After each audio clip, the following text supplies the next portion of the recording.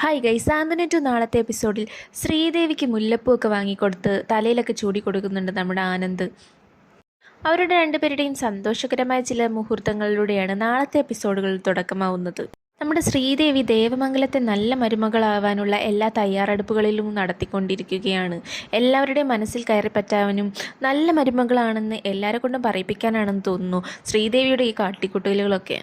ബാലനെ പിടിച്ച് വലിച്ചു കൊണ്ടുവന്നിരുത്തിയിട്ട് ഭക്ഷണം കൊടുക്കുന്നുണ്ട്. ശ്രീദേവി ഉണ്ടാക്കിയ ഇഡ്ഡലിയാണ് ബാലന് വിളമ്പി കൊടുക്കുന്നത്. ബാലൻ അത് കഴിച്ചിട്ട് വളരെ നന്നായിട്ടുണ്ട്, ഞാൻ ഇതുവരെ ഇങ്ങനത്തെ ഒരു സോഫ്റ്റ് ഇഡ്ഡലി കഴിച്ചിട്ടില്ല എന്നൊക്കെ പൊക്കി പറയുന്നുണ്ട് മരുമകളെ. ഇത് നമ്മുടെ ബാലൻ്റെ ഭാര്യ ഗോമതിക്ക് അത്ര അങ്ങോട്ട് ഇഷ്ടപ്പെടുന്നില്ല.